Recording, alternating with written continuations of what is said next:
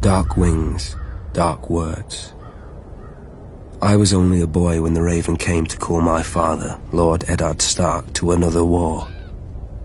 Balon Greyjoy had raised the Iron Islands in revolt and burned the Lannister fleet at anchor.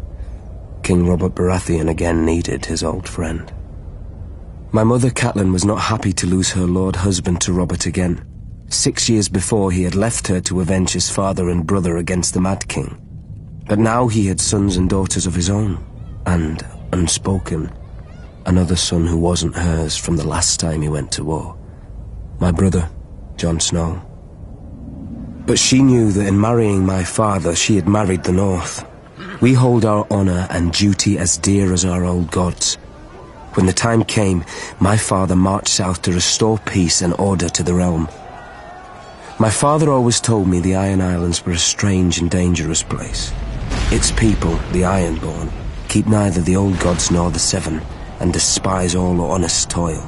Their ancestors ravaged the western shores, raping and slaving and putting it to the torch, and their songs still ring through the halls of the Ironborn, while everywhere else they're whispered to wayward children at bedtime. Perhaps Lord Balon thought Westeros had not healed from the war against the Mad King, and was as fragmented and suspicious as the ancient kingdoms his forebears had terrorized. Robert's navy corrected him at Fair Isle when they smashed the Proud Iron Fleet. Robert and my father corrected him at Pike, his own castle, when they pulled down his towers and breached his walls. My father never liked to speak of his battles, but from other men I learned what transpired. Thoros of Myr was first through the breach with his flaming sword. Not far behind him was Jorah Mormont of Bear Island, my father's bannerman who earned the knighthood he would later shame, and lords from every corner of the Seven Kingdoms. All day, through every passage in the castle, they fought side by side, my father with our ancestral sword Ice, and King Robert with his warhammer against a horde of axe-wielding Ironborn. In the end, Lord Balon bent the knee. King Robert generously allowed Lord Balon to retain his title and castle. The price of peace was custom. The only son of Balon's to survive his foolish rebellion would be taken as a hostage against future treasons.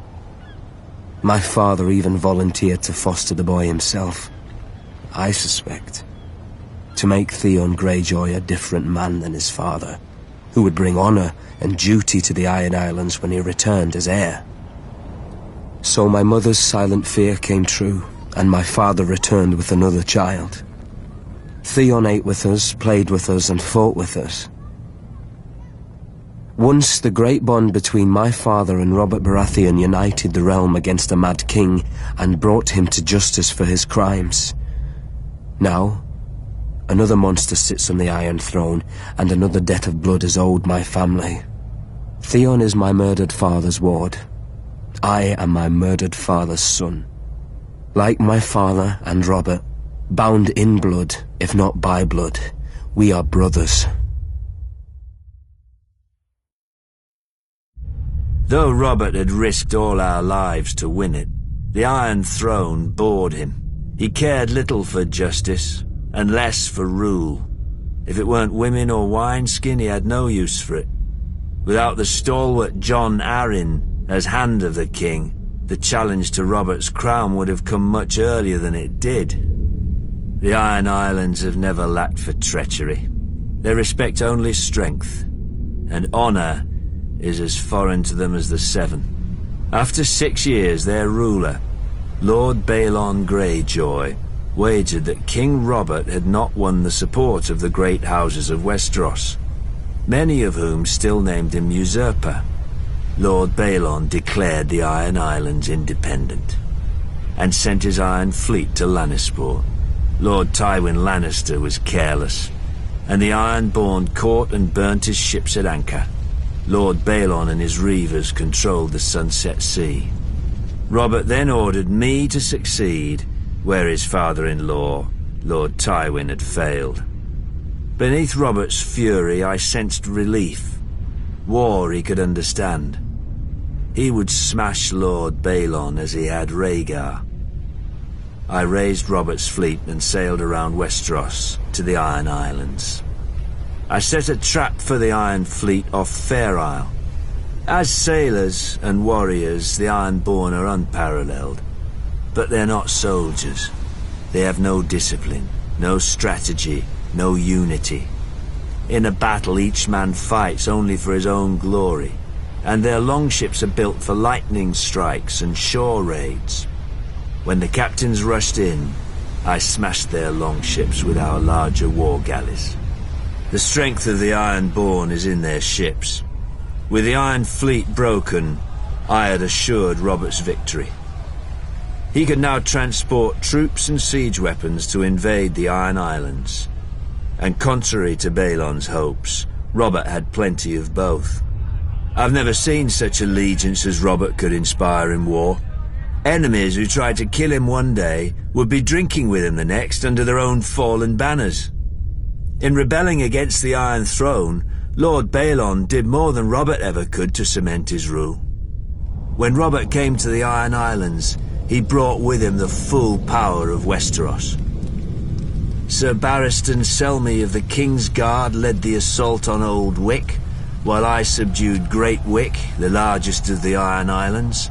But Robert saved the seat of House Greyjoy, Pike, for himself and Lord Eddard. Robert would later boast of the battle's bloodiness and how he could have torn down the island into the waves if Lord Balon hadn't bent the knee. But if I'd have led the assault, Balon's neck would have bent, under his sword, because I do not forget, I do not pardon. His time will come. All their times will come. When Aegon and his dragons burned Harren the Black and all his sons at Harrenhal, the days when men feared the sight of our longships were over. Aegon would not permit marauders and raiders in his 7 kingdoms. With Harren died our empire and the old way that forged it. But what is dead may never die. 6 years after Robert Baratheon won his crown, my father, Balon Greyjoy, sought to restore our ancient rights. He declared the Iron Islands independent and himself its king, and sent the Iron Fleet in a daring raid on Lannisport where they burned the Lannister ships at anchor, making us unchallenged in the Sunset Sea. This was the seed of our undoing. My eldest brother Roderick led a frontal assault on Seaguard, a town built to protect the mainland from us. After ferocious fighting beneath the city walls, he was slain by Lord Jason Mallister and his men defeated. By this time Stannis Baratheon had brought Robert's fleet around Westeros, and somehow managed to trap the Iron Fleet at Fair Isle, smashing it. Robert's victory was now all but assured, yet we made him bleed for each island. Stannis Baratheon captured Great Wick, the largest of the Iron Islands, and Sir Barristan Selmy himself subdued Old Wick. Robert and Lord Eddard Stark led the main assault against the island of Pike. They razed the town of Lordsport to the ground before Robert turned his full fury on our family's stronghold. When they breached the walls, the first through was Thoros of Myr with his ridiculous flaming sword, followed by every minor lord of Westeros hungry for glory. My other brother Maron was killed when the siege engines brought down a tower on his head. I was now my father's only living son, and heir to the Iron Islands. When my father saw his cause was lost, he wisely conceded defeat to Robert, who otherwise would have pulled down our castle stone by stone with us in it. As my father said to me then, no man has ever died from bending his knee. He who kneels may rise again, blade in hand. He who will not kneel stays dead, stiff legs and all. As it stands, Robert allowed my father to keep his lands and title as Lord of the Iron Islands, King of Salt and Rock, Son of the Sea Wind, Lord Reaper of Pike, for a price. His last son and heir shipped off to Winterfell as an honoured guest. I would eat at the Stark's table and play with the Stark children. And if my father rebelled again, Lord Eddard Stark would take his sword and cut off my head. It would be his duty.